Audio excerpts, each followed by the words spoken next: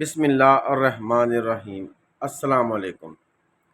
اگر آپ رزق کی وجہ سے پریشان ہیں، کاروبار میں برکت نہیں، رزق میں، گھر میں برکت نہیں، تو اب آپ کی پریشانی انشاءاللہ ختم ہو جائے گی۔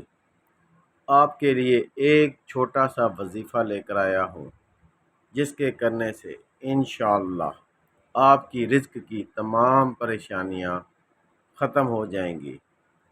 گھر میں روزانہ یہ وظیفہ پڑھیں، رزق کے دروازے کھل جائیں گے۔ یا رزاق ہو، یا فتاح ہو، یا وہاب ہو۔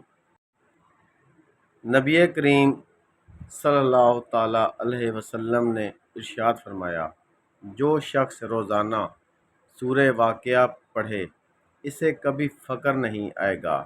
ابن مسعود رضی اللہ عنہ۔ اس کے علاوہ جو وظیفہ میں نے بتایا ہے، یا رزاق ہو، یا فتاح ہو، یا وہاب ہو، یہ وظیفہ 41 دن تک فجر کی نماز کے بعد 100 بار پڑھیں۔ انشاءاللہ رزق میں اتنی برکت ہوگی کہ گھر والے بھی حیران رہ جائیں گے۔ اللہ پر یقین رکھیں۔